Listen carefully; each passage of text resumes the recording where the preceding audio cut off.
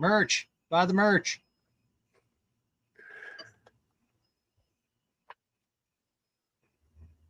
Well, the view is all messed up. Intern failing. Welcome in, everybody. Happy Tuesday night here on Divots and Pivots on That Sports Podcast Network. And yes, as maybe we'll just make that our new intro. Bud just saying, buy the merch, buy the merch. Because I don't know, but I don't know if you realize it, Bud, but they can hear us when that little buffer video is playing. So maybe we'll make that a little segment. We'll just let that play and see what stupid shit we say. How dare you silence me? What is this? The United Kingdom? I am Angela Duke. This is Bud Copeland, obviously, as always. Welcome in, joining us here as we prep for the playoffs. Yes, golf has playoffs. If you've been under a rock in the golf world for the last 5, 6, 7, I forget how long the playoffs have been around. It's been around longer than that, I feel like 20 years, 15 years, 20 years. But in its current format, it's been around that long. God. The current format, it's been around for about 5 minutes. Yeah. Wait, my chair got to go the other way. I don't like that my chair was that far off center, and now it's going to really bug me. I'm trying to enjoy some of these last fall or these summer nights outside. Yeah. Okay. For everybody who has summer nights stuck in your head, you're welcome. Maybe singing Grease for the rest of the night. The current format's been like 3 years old, where they do this, staggered start at the end, all that kind of good stuff. We'll get into the details later. How you doing? How's life? I'm good, dude. How's good. morale? Morale is super high, man. It's had a nice weekend with the kids, and living life to the fullest. So yeah, great vibes right now. How about you? I'm good. Yeah, kid passed her doctor's test today. Flying colors. She's human. Nice. She's mine. We're good. Most important. Yeah, most importantly. Actually, that's a funny story. So my roommate might kill me for saying this, but she doesn't. Oh God. Cares. The day Junior was born, we were excited. Little girl. I'm a dad. I'm a girl dad. I love this. And without TMI, but I guess it's 2020. Sure. She had a C-section, and so when they, we're behind the curtain. I'm up by Mama, and she's all drugged up, kind of laughing about stuff at this point, which I was starting to get concerned. I'm like looking at the anesthesiologist and everybody else. I'm like, "She okay?" And they're kind of laughing at me because they can tell, like, dude. Yeah. But whoever picked up my child and like kind of holds it up, right? Like, there you are, Simba from the Lion King moment, presenting it to you.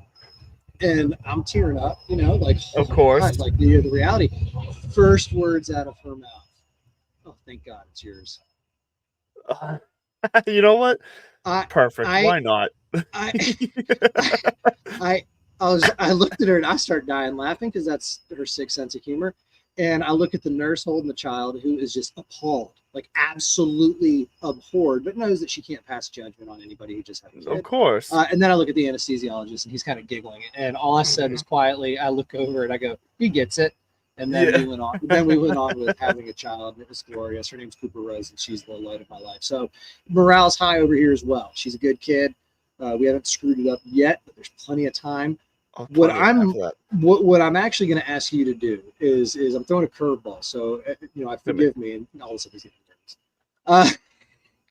No, what I was going to say is I was rushing to get out here because if you're watching on YouTube on TSPN, that Sports Podcast Network, thanks for tuning in. You can follow me on Instagram at thisbuds4you, Andrew LeDuc, the real Mr. Mallard, et cetera, et cetera. I decided to move outside today. I'm in Witch City Studios here in Salem, Massachusetts, live as always from the heart of New England. And at the last minute, I realized I haven't taken a piss in like an hour. So what I was going to say is, and I didn't want to be late, which I think I still was, but hey, we're going to celebrate the small victories.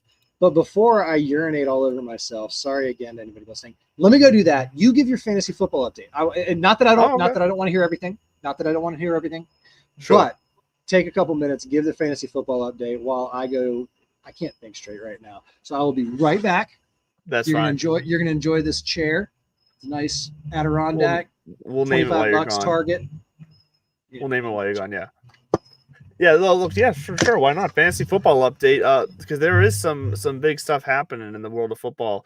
JJ McCarthy having knee surgery, rookie quarterback for the Vikings. He has looked actually fairly well so far in training camp and in preseason, but it looks like he is having knee surgery. So his timeline, they say it's a torn meniscus, so I'm not sure what the timeline is yet on that. We will be diving into that, though, if you read the Inside the Medical Tent blog that I do with Brian Scott over at the Injured List podcast.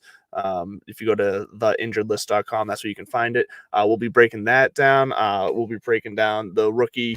I'm blanking on his name right now. The rookie Jets running back. Not Jets. Oh, geez. Now I'm going to fumble this. There's injuries, though. Christian McCaffrey, we talked about that last week. He's probably going to be fine for the regular season, but once again, we will dive into that when it comes time for the blog. So we'll be breaking into that as well. And but rookie running back there, non-contact knee injury, carted off the field, splinted up. So we'll see what that looks like for him. Never good when it's non-contact though. So Breece Hall is obviously still in charge of that backfield anyways. So that was more for all you dynasty lovers out there. That's more of an issue there. But like I said, it's coming up probably next week is going to be the first edition, probably on either Tuesday or Wednesday, of the Inside the Medical Tent article you can catch on the.com. And the you are back. You are now sitting on. I've decided we're going to name the chair Addy. So you're sitting on Addy, and I'm all right with that. I like that. Short for Adirondack. Very on brand for New England. Only the finest. 2007, folks. 2007 when the FedEx Cup playoffs began. There it is. Most titles. Rory's got 3. Obviously, Victor won the last one. Tiger took the early stages. But we got a couple of things to tidy up here. We got some Olympic golf going on. We got to talk some US Amateur. We'll tee up the FedEx Cup, pun intended. And we'll talk about, the guys who didn't make the cut. Where I want to start is the Olympics. What did you hear? And I don't know, this has nothing to do with golf, but since golf is in the Olympics, did you hear about the sports that they're adding to 2028 in LA? I haven't heard the full. I feel like I've heard them at some point, but I did not hear them recently, so I forget, honestly. It's pretty dope. And I'm not like, it's actually probably better content if you don't know what I'm going to ask you. Yeah, let's go with. That's a great question, bud. I'm really glad you asked me about the backfield of the Minnesota Vikings. I got that. And I did have it wrong. And I did have it wrong earlier. The running back is Tyrone Tracy for the Giants, not for the Jets. So that is a bit more because Devin Singletary is their starting running back right now. So that's a bit more, have some more implications than I anticipated there. Everything you just said might as well have been Swahili to me. I think you fantasy football people are a special breed. I thought golf people were kind of off and horse people were weird. You fantasy footballers, like, what blows me away is I totally underestimated this, the fishbowl, and all that kind of stuff. Sure. I think I told you, I mentioned it to a buddy of mine I play golf with, and he was like gabbing about it, and I was like, so this is like a thing. And then after listening to you, like, this draft takes 3 weeks, and it just blows my mind, and it also makes me think about how simple we treat fantasy golf right now. Where we claim that there's no other ways to do it, but obviously our friends at Underdog introduced the snake draft, and being able to do different things. So I think it's going in an interesting direction. What are you sipping on? Then we'll get back to the Olympics, and I'll actually answer the question that I asked you 5 minutes ago. So I am sipping on a birthday gift from my lovely girlfriend. Happy birthday, Andrew. This was last Wednesday, so yes, but thank you. My birthday was last Wednesday. But yeah, she got me a bottle of Johnny Walker Black Label Scotch. By the way, I didn't text him. If anybody's wondering why he kind of said it was last Wednesday. But thank you. I'm horrible. I know 3 birthdays. One of them's mine. It's fine. And I was only saying it because I didn't want people to think my birthday was today, because it's not. Well, that's what I thought when you said that. And you know what? Speak of the devil, she pipes up on YouTube and tells me it's much better with a hat this week, because I did not wear a hat last week and my hair was swirling all over the place and not looking very good. So thank you for watching out for me always. I wasn't going to say anything, but I wholeheartedly support her opinion. Yes, it was funny though, because right before I came down here for the show, we were watching the Married at First Sight on Netflix. Nice little trash veg out whatever. And one of the couples was playing Dungeons and Dragons on the episode, and she was lost, and she looked at me and she just goes, "Thank you for not being into that." But you saying how, like, us fantasy football are a different breed, and like how like, and I actually said to her, I said, you're right, I'm very nerdy, but that's like a nerd line too far for me. I've never gotten into Dungeons and Dragons, but is fantasy football really any different? Like the way I talk about it, the way I He said research it. it, the way At it real is Mr. not. Mallard. Send your hate mail to Mr. Mallard. I was commenting on the I would say intricacies and Yeah. I don't know, eccentricities is the word I was looking for. So we're getting lacrosse, baseball, flag football is making a debut in the Sweet. Olympics next time That's around. right. Flag football. I did hear about that one. Yes. I'm a little leery. What else we got? I think somebody said lacrosse. Okay. What is lacrosse? Why the fuck are we still talking about lacrosse? Oh my god! Did I click on the article for lacrosse? You must have. Lacrosse will be cool though. Having baseball back in the Olympics, that'll be cool as well. Cricket. You know what? I'm down to learn more about I'm cricket. so excited about cricket. I'm glad you said that. Because I know nothing about cricket, Me neither.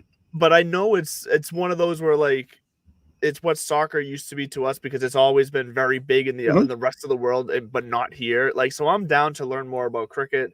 Just like last year for the Rugby World Championship or whatever they call it, like I was learning more about rugby. Like, I'm always down to learn a new sport. It's why for a very brief period a couple of years ago, I don't know if you remember this, but I did the live broadcasting for croquet in England for a croquet club. Do you remember that? Yeah, and I gotta say, looking back, that's awesome. I mean, isn't it cool? It was fun. I mean, it's one step shy of watching. No, I'm joking.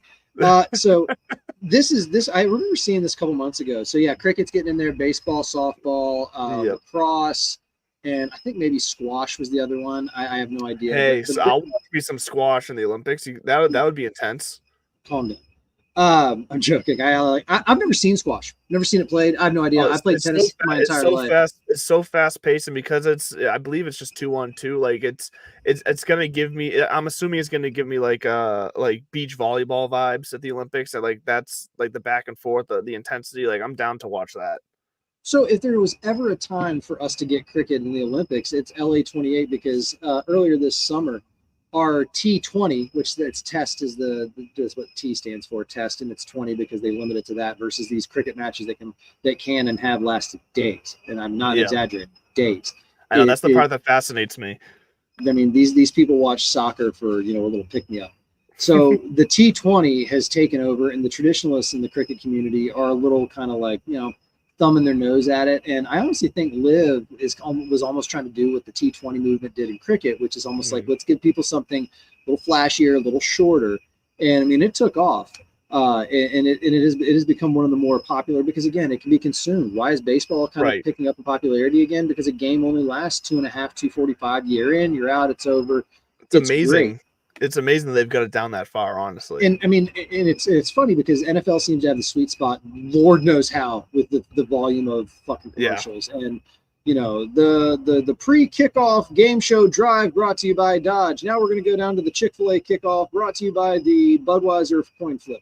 And then they have to take 5 commercials before the kickoff, after a first down, behind. It's just, I hate it. And but it seems to be 3 hours. That's what we're willing to kind of hone in on. And so they got baseball down under that. They've got cricket too around that. So I think cricket's going to be an interesting. And I'm with you. I kind of want to dedicate myself after our T20 USA cricket team. One was like a software engineer. I was just reading like another. I mean, these are just like genuinely kind of like when we heard about those guys in curling. Our buddies from like Minnesota who all of a sudden won gold in curling, and everybody's like, who the fuck are these guys? Is it the Schuberts or what's their last? I think it's Schubert. Not a clue, but I was big fan. I was a big fan for about 7 days. Still am. I think their story is phenomenal. So every Winter Olympics, I'm all over them. So yes. And we're going to start being all over T20 cricket, because our men's team made a run to like the Super 8 in the Worlds, which would be the equivalent of kind of like our men's soccer team back in 2002 at the World Cup when they made a run to the quarters. I was working at the summer camp in Maine, and that was over in like South Korea or something. So I remember it was going on during the staff orientation, the 8 days before the campers arrived. We'd all go up, and it was the brainwashing and stuff. And I'm joking, I kid. It actually, orientation at an overnight summer camp is one step shy of fraternity and sorority rush. It's a lot of fun, it's a lot of entertainment. But that summer, because the World Cup was going on, there was about half a dozen of us that would wake up at like 3 a.m. and go to the staff lounge and like watch it. And Nice. they were cool. They were cool about it. They were like, yeah, as long as you're not falling asleep in the middle of your training sessions, like do what you got to do. So I'm love looking that. forward to T20 cricket. And I think, hey, listen, maybe we have to, maybe it's divots and wickets or something like that. We just go all in on cricket next year. Might as well. I mean, the first We'll get the kits, we'll get everything. We'll wear. Seriously, the first 20 minutes will be dedicated to us learning cricket together, all of us as a community. And you know what? How about we have to get through 9 holes of using a cricket paddle as our only club. I would dominate with that, and I mean, I would still give you strokes if that's how we played, because I played so much baseball and tennis in my life that I feel like that would be. Although, weren't you a hockey guy like every other person in New England? Ooh, no, I used to be. I was a baseball guy as a teenager, like every other. Well, I shouldn't say like up until a teenager. I didn't play in high school. I stopped before high school, but yeah, no, I was never a hockey guy. No, I liked watching hockey, but never played it. I've just only recently, now that I'm born again, New England, kind of got into hockey. Let me see what I said. What's next on the rundown? Well, I can't. I'm using my phone as my camera, so I cannot look at what you sent me. I was wondering why things look so much crisper. I'm on this HD external, but also we're talking about the backyard. By the way, I'm about, I don't know, I would say, how far is that? Oh shit! I'm about like 3 holes, if you maybe 2 par 5s and a par 3 away from where they hung the witches in Salem, like right now. Oh yes, that close to that. Okay. And so we'll also as we build towards our T28 cricket, we're going to cover cricket from the Olympics at that point. You all are going to help us become these huge successes. We're all going to learn cricket together, and then Divots and Pivots is going to have a fundraising golf tournament to send a bunch of needy kids over to the cricket matches. It's going to be great. So, all right, well, so the U.S. Amateur is up next on the list, but real fast, because you mentioned it, and because I know you're a baseball guy growing up and at heart, you're a hardcore baseball guy. Yeah, I do have this question because you mentioned that getting the MLB, getting the time of games down, and it is impressive because I think the average is below 2.5 hours now for an MLB game, or it's right around the 2.5 hour mark, and it's perfect. But it seems like most of the credit for them doing that is being attributed to the implementation of the pitch clock. Yeah, I personally don't think that's what it is. I think it's more of a statement. Coming. I think it's more of a statement on the style of the game that's played right now. That there's offense has been down and strikeouts has been up.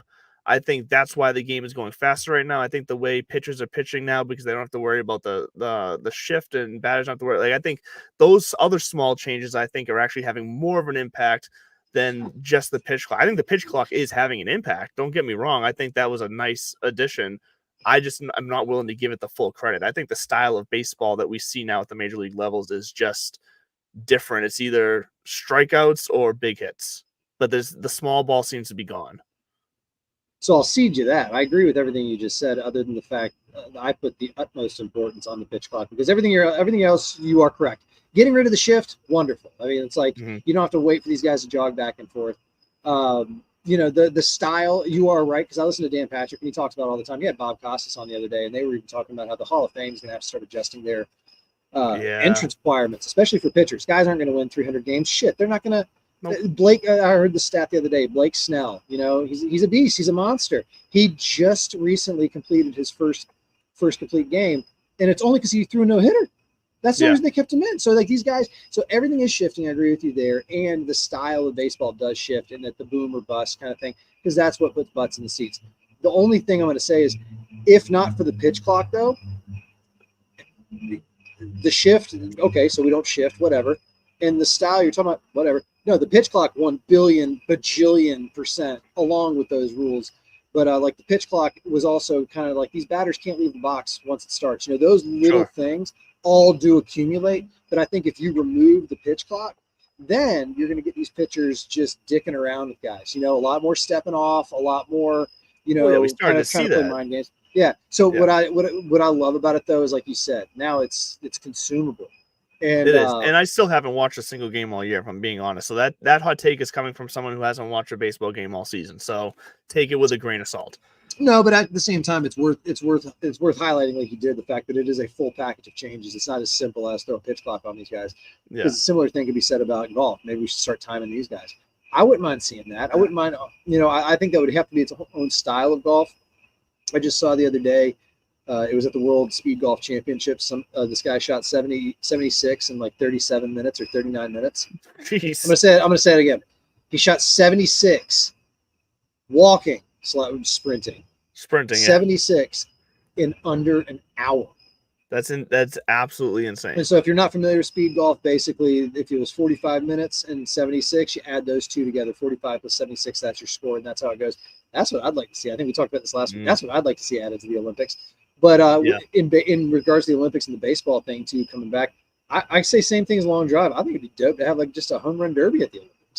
I mean, it doesn't have to be these full-blown baseball games. Just like they have 3-on-3 basketball, they're adding flag football. Lord knows that nobody wants to go toe-to-toe with.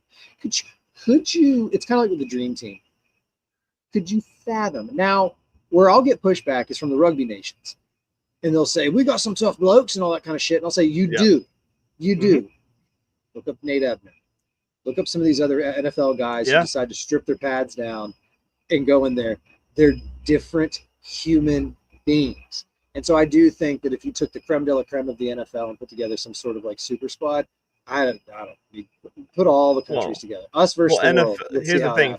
The flag football team is not going to be any professional NFL players. So that is not.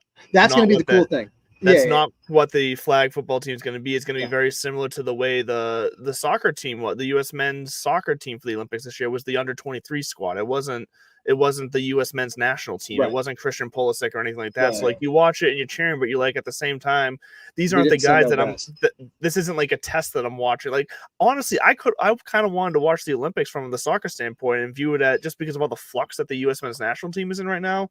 I would have loved to see that as a little bit of a litmus test to see how they did against randomly in between World Cups against international competition on a non-friendly, stage. And we didn't get to get that, unfortunately, because they didn't play in it. What kind of test? Litmus. I said litmus, I think. Thank you. Hey, integrity. The man's got integrity. I was an art major, not a science major. Okay, so you speak English.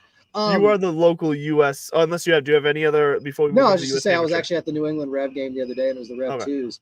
And just even thinking to myself, it was camp day at Gillette Stadium, so naturally the camp guy has to go down there. What are we at? 22 minutes, 23 minutes. There we go. I already mentioned camp earlier. You did. You mentioned it.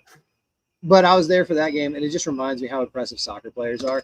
These guys who are 19, 20 years old, and then some of the developmental kids from the academy were like in the stands as well. The other 1,000 people in the stands were all kids, and it was hilarious. These boys started like taking off their shirts and they're like slinging them around their head. They're getting autographs after the game. Those games are so fun, though. I'll tell you, and they're cheap to go to. Like if you're in the New England area and you can get to a Revs game, go to a Revs game. They are fun, they are inexpensive, and they are very accessible. Yeah, I was about to say it's Patriot Place itself. We're not even what are we like shilling for the Kraft family, but you're right. So I was there. I'm impressed by soccer players because the touch that these guys have and the deftness with their feet and the way that like I brag about being able to move a golf ball. That's how they are with their feet. It's just kind of impressive.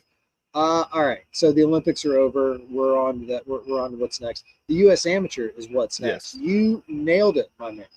And it is. I said it this morning at this Buds for UFORE. I don't want to get sued. They're gonna sue me anyways if I get paid. Whatever. They're gonna sue me. No, right. It's the last major of the year. People kind of forget how big of a deal this is. And so the USGA has done a great job on social media this week. They've dug up some old clips of Tiger because if you got Bobby Jones is dead, so and who else you got? Tiger. So well, I say that because they're tied for the lead. Both have 9 USGA championships under their belt. 3 U.S. Opens for LT Gray, and then for Bobby, obviously there was no U.S. Junior Am back then, so it's a different split. Yeah. But he was talking about how, and the way how simply he put it, there's only one national championship, a year, and so if you're able to compete, that's one thing. If you call yourself the best in the nation, that's another. He had a run, and this is what I love bringing up every year. He had a run of 6 consecutive years where he won the highest level amateur tournament for his country. He went 3 years in a row with the U.S. Junior Amateur, and then right after that rolled into 3 years of U.S. Amateur, capped by his, comeback victory over Steve Scott Shout out Steve Scott. The guy's dope. It's Steve. I want to say Steven. I know his last name's Scott, but also a famous story where 17th hole of the 35th hole of the match, Scott is one up. Tiger has to move his mark because Scott says, it's in my line. Can you move it over one? Tiger does. Scott putts. I don't know if he makes or misses, but then Tiger goes to line up his putt, and Scott is walking away, and he turns around and says, "Don't forget to move your mark back." Had he not reminded Tiger, let's put it this way: had he not just turned around and seen it, he probably wouldn't have known to remind him. But had he not reminded him, game over. U.S. Amateur's done because it would have been a 2-point, a shot penalty, whatever, and Tiger had to forfeit the hole. And there it is. It's over. Instead, he does that. And to this day, I think I bring it up every year. Tiger always, if he moves his mark, he always flips his point over to tails. That way, if he looks down and sees that it's tails, he knows that he's moved it. So, the U.S. Amateur is a big effing deal. And 18 of the top 20 in the world amateur golf rankings are there. Luke Clanton was at the Wachovia Championship last weekend. Amateur, he's had a freaking run. He had that run at the U.S. Open. He's been in the PGA Tour events, and then he has this thing. I mean, he went back-to-back top 10s. It was like the first time since God knows who did it 50 years ago. So this is a fun event to watch. And you have some young guys in there, Miles Russell, Blades Brown, these kind of 15-year-olds who made a splash. They made the cut. I noticed that our boy Miles, a little lefty, he had a rough first day. We'll see what happens today. And then there's, the way it works for the uninitiated out there, the U.S. Amateur, they have all these qualifying sites all over the country. And I want to say, you can look it up, but it's tens of thousands in the past. I think it's the top is like 10,000 people try to register. You have to have a 2.1 handicap or better to go to one of these qualifiers. It might be 4. I don't freaking know. I think it's 2.1. And then if you make an initial qualifier, then you go to like a bigger qualifier. So you have your local, then you have your final qualifying. Sure. And if you make it through that, then you get to go. People are like, oh, dopes. Well, there's now 312 players. That's how many get to the final. So 312 in the championship official, and it's at Hazeltine National, but do the math, folks. You can't do 312 people around a golf course in one day. Nope.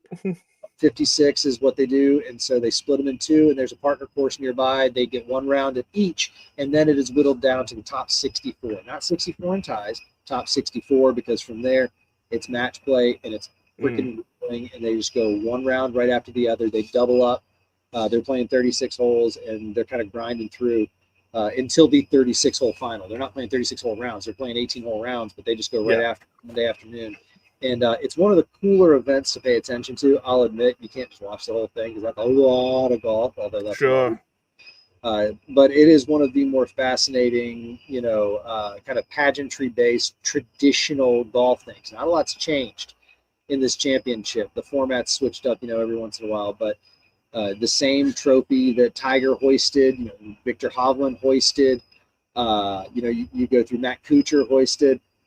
Let's just get it out of the way. What are your thoughts? We'll get that. Well, real fast, because you said, is there an easy way to watch this tournament? Like, is it accessible to watch? The USGA app, literally the USGA app. So if you've been to a championship, they do a good job. Golf Channel does a great job of rolling coverage. NBC Peacock, they have the USGA agreement. So if you got Peacock, you can find it on there a little bit. But they won't really start showing stuff until match play, which, if my math serves me right, should be tomorrow. So since this is a sports show and we have the internet in our hands, why don't we see if Underdog Fantasy has anything to say to our people? Not this week. Oh, that's right. So we'll just say it. If you're into the sports betting scene, check out our boys and girls at Underdog Fantasy. Use the code DIVPIV, DIVPIV on your first purchase. And like we alluded to earlier, if you've never been there, you got to first check your expectations at the door. If you've been a FanDueler, if you've been a DraftKinger, just check your expectations. They have those kind of options, but get creative. Let yourself see what's out there. There's this snake-style drafts. There's these single one-off, round by round. If you're a golf guy, you don't just have to lock it in for the tournament. They have a lot of round-by-round options. So get out there and see our friends at Underdog Fantasy. And you can they also have pick'ems, so you can do prop bet pick'ems as well over there. So it's not just snake style drafts. It's not just daily fantasy drafts. You can do pick'ems as well, available in certain states. But if you're here in New England, the pick'em feature is available in Massachusetts, in New Hampshire, in Rhode Island, and in Vermont. So definitely check that out. There's so many ways to play. And once again, DivPiv, DIVPIV with your first deposit. Okay, you mentioned Mr. Matt Kuchar. This was an interesting way to end the regular season of golf, if you want to say. A lot of this would make more sense if he was truly on the bubble to make the playoffs, in my opinion. I think this would have. I am so torn with the situation because if you're not familiar with let me set the table for everybody. All right. Yeah, set the table. Debbie, which makes me want to just say the Eminem. I settled all my lawsuits. Fuck you, Debbie. I've been saying that since this tropical storm, hurricane, whatever came through. Thanks. That was a great Eminem. They're never going to allow me back in 8 Mile again. That was quite high pitched. My whole family's from Detroit. And everybody's disowning me if they haven't done so already. Fuck you, Debbie. Debbie comes through and pushes the Wachovia back a couple days, so they really have to cram. They essentially completed 3 rounds on Sunday. They still had a couple of guys wrapping up round 2 Sunday morning early, and then they went after it. And there's a great social media on the PGA Tour's Instagram, some videos of what it was like. These guys had 25, 27, 29, 30 minutes in between their 3rd and 4th rounds, and they were asking the caddies, like, so what's the plan here? And they're like, what do you mean? He's going to pee? He's going to try to eat something? Exactly. Change his shirt. Like, it's not...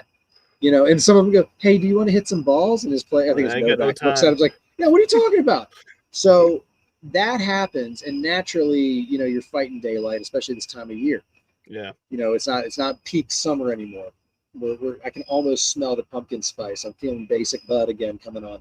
But until then, pumpkins out. Matt Kuchar's in the last group because he was leading at 36 holes. He was doing well, going to the final round even.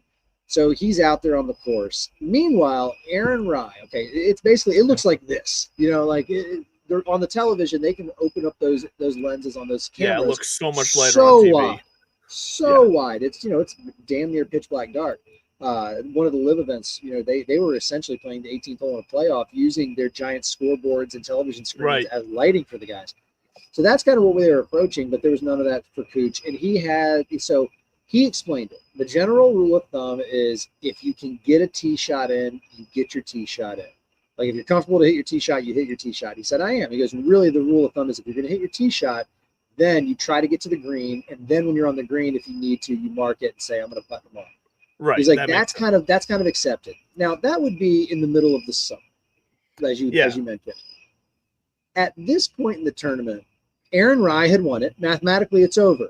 Yeah. And this entire operation, and Matt Kuchar is the last guy on the course. So he hits a tee shot. He's in the rough. He has no chance of making the FedEx Cup playoffs. He's in like 111th or whatever it is. He has no chance of winning the tournament. He was like T12 at the time or whatever it was. So he hits his tee shot, and I guess he had like a funky lie, a weird scenario. And so he looks up and he says, marks it, picks it up, and says, I'm going to finish this tomorrow. And when he explained it tomorrow, and then the internet just took over. Well, everybody's letting him out. The officials actually came up and gave him the option, though. Right. So they said, do you want to? So that's his point. He's like, he looked at it, and he's like, all right, I'm going to come back tomorrow. He did say, I feel terrible. I'm sorry for everybody who had to come out there. I get that. And so people are going, oh, my God, just get on with it. Get over it. The difference between a par and a birdie for him was $100,000. Right. And I don't want to hear anybody say, "Oh, he's a millionaire." But fuck yourself. It's $100,000. That's the difference in that shot, that stroke. And he looked out on his chip shot for it. Also, he woke up this morning and in the sober light of day was able to, take better relief. He's like, I wouldn't have taken a drop last night. I would have just gone with it. And he at least said, "I get it. It sucks. I'm sorry that a lot of people had to come out here and prep it for half a hole." He's like, that is. So I will say this to anybody out who wants to give him shit, grow up. Sure. It's who are you? Who are you? And those poor people. No, they're adults, they're professionals, it's their job. Every once in a blue moon, your job asks you to do something that's kind of outside the normal day-to-day. Everybody has that life. Please try to have a little bit, just a modicum of empathy for a guy who stiffed his caddy and is cheap. He was trying to win money, folks. He was trying to win more money. That's what it comes down to.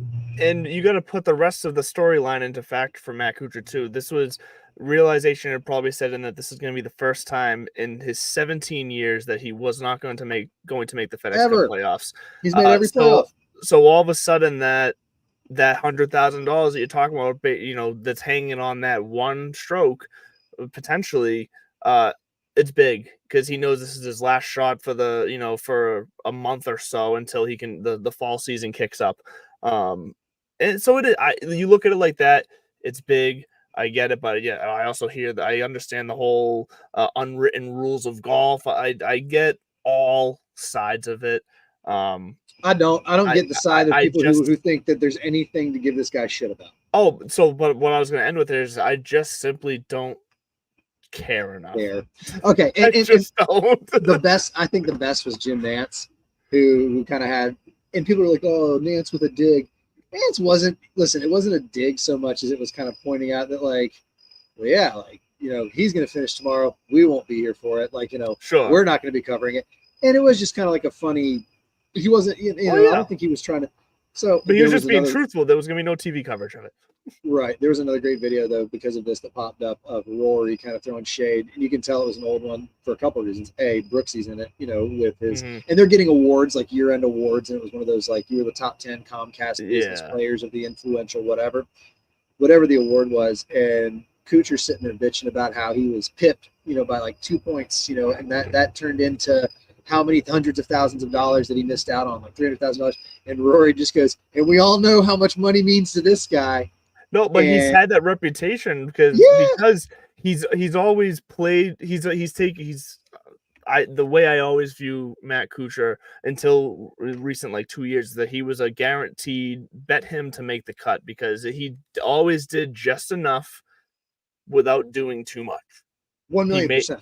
He made the cut, and that was his goal. The second he made the cut, then he just kind of cruised through the weekend. He got his paycheck, and he went home. And I'll tell you what, there's a reason why. I think it was like 5 or so years ago. I looked it up. He was one of the richest players on tour as far as earnings. He's got as far as career. As far as career earnings from tournaments goes, he had made like top 5 in money based on the tournaments because he just made cuts. And look, I commend the guy for taking the approach of, this is a job for me. I am going to do the best I can for myself and for my family, and that is making money. He doesn't necessarily want the accolades of shooting for the fences every time and winning every tournament like other guys want. He's out there just trying to make a living for his family, doing something he loves. So hey, whatever. He's made a ton of money. I'm fine with it. So if he wants to squabble over $100,000, then wait till the next day to take his last 2 shots, I'm down for it. That's fine. Kuchar ended the 22-23 season as the highest earning PGA Tour player without a major, with earnings over $58 million. That's just on course. Exactly. 2016 he wins bronze. He won the 2012 Players. 2010 he led the money list. He won the Byron Nelson Award. He won the Bard Trophy. I mean, and he's got a U.S. amateur under his belt. So I mean, the guy's going to be a Hall of Famer. And like you said, I think this is much more of a commentary on. I was upset to see that people took such umbrage with it, and it's like, are you serious? Like, I get that it's low hanging fruit, but exactly, let's move on.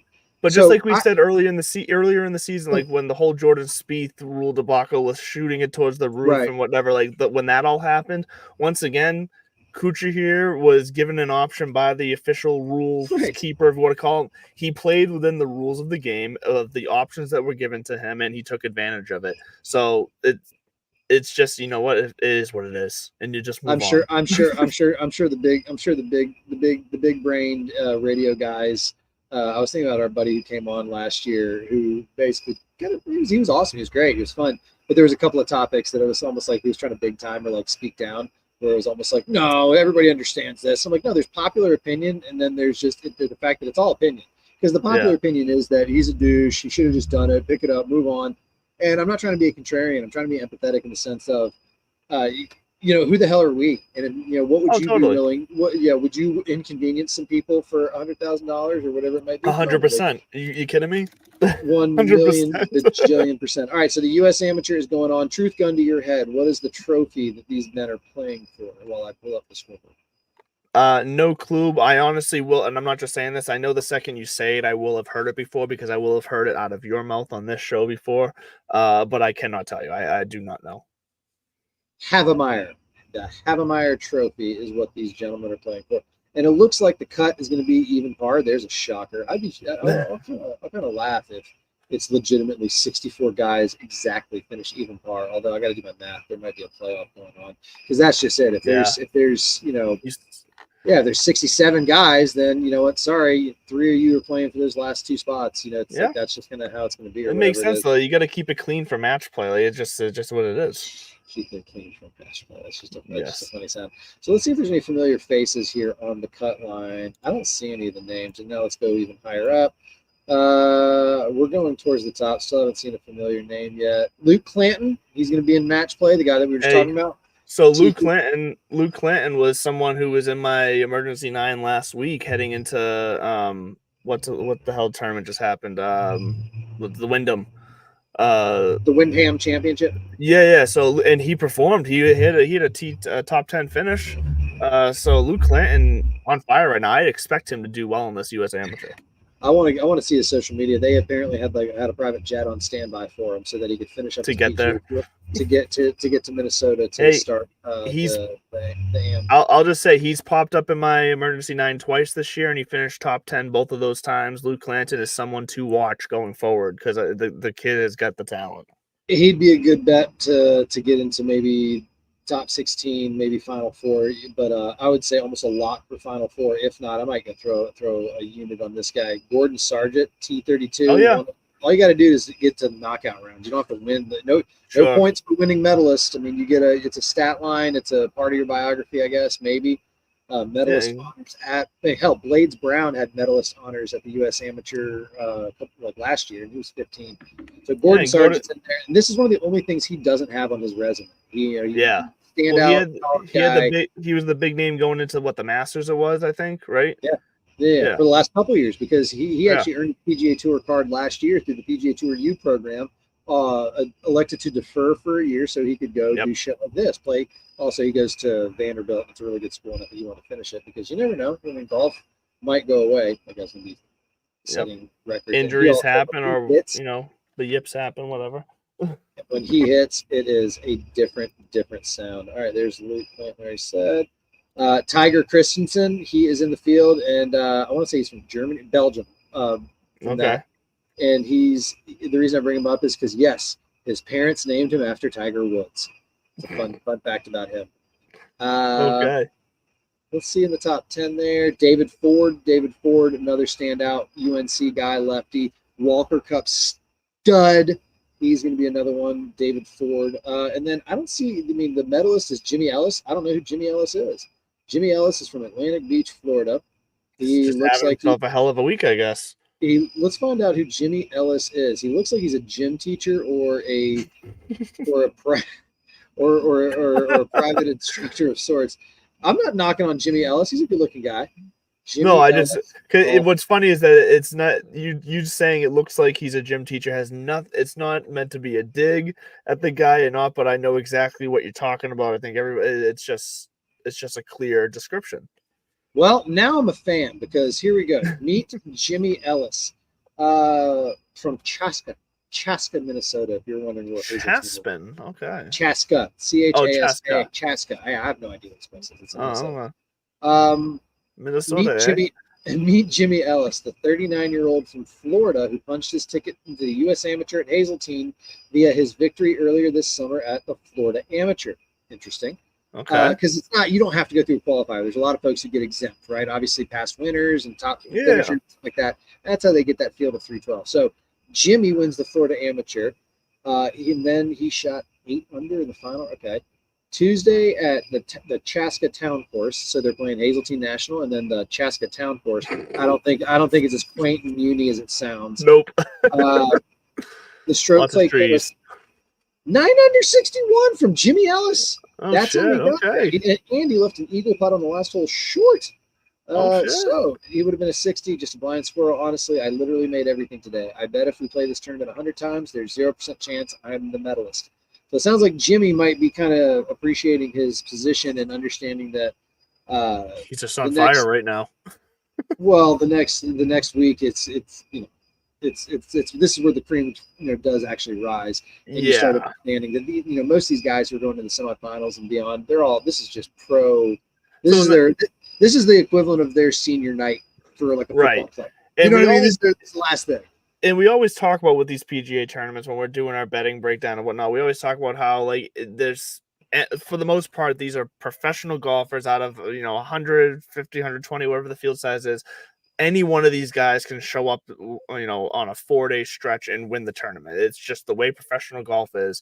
But when you get down into the amateur ranks, I think you nailed it. There is much more of a separation. I feel like where, like you said, the cream will rise to the crop at certain events, and you will notice the difference. I feel like That because cream is rising to the crop. because those amateurs that are going to win they are just outside of that level of being on the PGA, and unfortunately, a lot of the other guys are they have a dream. Let's check in on some of the other guys. Miles Russell finished T117 +3, not going to make it. Yep. Let's see what 15 or 16-year-old Blades, whatever he is. Blades Brown +4. He's not going to make it into the knockout rounds this year. Yeah. I'll say this too. Blades Brown, especially when he's wearing his Callaway hat, for some reason looks like Kevin Kisner. Kisner's not a Callaway guy. I think he's a Wilson guy, but at the same time, he just looks like a little mini Kisner. I want to see the two of them together at the next. Well, and the two of those have many years ahead of them here to really they're young coming into this, so they got a bright future. And then the guy who I had my eyes on, Godfrey Subugu. Godfrey is a guy who I featured. You featured him. I featured him. Yeah, I didn't absolutely rip it off from the USGA and then tell it in a different format on Instagram reels. Godfrey is he got over here via local qualifying down at Mid Pines in North Carolina, but it's interesting. He's from Uganda. He won the Uganda Open last year. His story is really cool. It's kind of like Francis we met at the country club. They talk about how he grew up across the street, and once he saw golf and he wanted to get better at it, he actually made his own little 3-hole course using soup cans in the ground. Well, Godfrey talks about how he learned golf by finding sticks that were shaped like golf clubs, taking two, in the words he used, jelly tins, and I'm guessing, it's just two like literal tins, then balling them up into a ball, and then they would go out to the soccer pitch after the players were done, and they would play golf. They would just they would make holes out there, and that's how he learned. So to hear a story like that, and now he's going to be attending. He's 24 years old. He's going to be going to Winston-Salem State, which I believe is an HBCU in North Carolina. He's going there in the fall, but he got into the U.S. Amateur coming over playing in the Mid Pines. It was his first tournament in the United States. It was the first time he had ever played on Bermuda or bent grass, whatever the fuck they had in Mid Pines. I want to say it's Bermuda. And then, the guy was able to make the cut there, get into the U.S. Amateur. So shout out to my guy Godfrey, who's probably on his way back to defend his Uganda Open title. It was a great kind of little feature, again, with a field of 312 guys. There's no dearth of good stories. There's a guy who played football at Kennesaw State or Georgia State. I think it's Kennesaw State. And so he's a two-sport athlete. He's a fun follow. So the U.S. Amateur, enjoy it for the next week. I love it. Should we get to the FedEx Cup playoffs here? We got 12 minutes left here. We should probably talk a little bit FedEx Cup. All right, here's the deal, folks. We got the top 70 FedEx Cup points.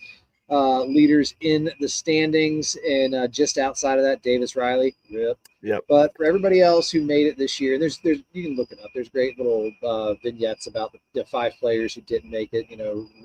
Ricky Fowler's out of it. Like I just said, Davis was the bubble person. So there's a bunch of guys that are not going to be in there. But top 70 play this week at the FedEx St. Jude. And then next week they are at, I want to say the BMW. I can't remember. I want to say it's the BMW. The BMW's next. Yep. And then it's the Tour Championship. And then it's the Tour Championship. The Tour Championship at East Lake is where it gets fun, because they go top 70, top 50, and then it's the top 30 going to East Lake. And those top 30, instead of how many points did you have in the season, it all goes out the window, and they just do a staggered start. Whoever's in first is 10 under, and then 9, 8, 7, 6, 4, 3, 2, 1. Which is it's so wild to watch. It's such a wild concept, but you honestly forget about it after the second round. And there's no cut. There's 3 guys. But once it gets into the weekend, unless whoever's 10 under is now 30 under, it seems to just kind of level out, and then you have a horse race. Xander's always there at the end. Rory seems to always be lurking around at the end. Victor Hovland just captured lightning in a bottle last year and rode that wave. So it's always going to be a fun race. I don't really think this week it's kind of there's not too much. I I didn't do any looking into this week because, quite frankly, nothing matters till East Lake. This is going to sound awful and jaded, but these first 2 rounds are borderline. It's much more fun to me to watch the bottom than it is the top. I don't, you know, Sure, there's 100% agree. This is it's all about bubble watch for the next 2 weeks. Yeah, we're bubble boys for the next few weeks. That's what we're looking into. Bubbleboys.com. Actually, don't type that in. God knows. No, do not type in bubble boys. Type in. So speaking of that, I am looking at the bottom. I'm looking at the bottom of the guys who did just squeak in. You mentioned Davis Riley just missing out. Ricky Fowler, obviously Matt Kuchar just missed out. But the guys who just made it in, though, Victor Perez snuck back in. He was 71st coming into the weekend, so he jumped up the spot he needed and snuck in. Other than that, nobody else seemed to. Everyone else was in it going into last week, it looks like, other than who I can't tell who it was. Someone dropped out to let all these guys to let Victor Perez jump in. I just can't figure out who it was, honestly. And by the way, mea culpa, Davis Riley, not Davis Thompson. Davis Riley is the bubble boy. Well, you said Davis Riley, I thought. No, I said Davis Thompson. I apologize. I heard Davis Riley, whatever. You got my back. I agree. Down here at the bottom, Victor Perez is in. I like Johnny Vegas in there. You know, you got that win recently to get back in there. Nick Dunlap. It's shocking to see a guy who wins twice at 67. I know. He didn't get any points for the first win. He wasn't he wasn't a PGA Tour member at that point. That win allowed him to activate his PGA Tour membership, et cetera, et cetera, et cetera. Yes, correct. There's so many nuances with the way the PGA Tour is structured that you got to remember those little things. That's the same reason why Nikolai Højgaard is not in the playoff, even though he is the caliber player to be in this playoff. He didn't play enough PGA events this year to gain enough points to make it in. That's all it is. Right. If you told me Patrick Rogers, no disrespect, is in the field, but not Nikolai Højgaard, I would have told you're on crack. I like seeing guys like Jordan Spieth and Minwoo Lee at 62 and 63. Or 63 and 62 because they're going to have to play hungry. And I like to see with these guys maybe what they're capable of. It's almost like when your team is down in the fourth quarter and then all of a sudden they just start driving the ball down the throats of their opponents. And you're going, well, why don't we just do this the whole game? You know, that whole like, an offense all the time. And so it's kind of going to be like for Jordan, there is no laying up. There is no, let's just kind of lag it up there. Everything's going to be fire, go, go, go, because they're going to have to just make ground. They can't just, you know, turn in a good score this week.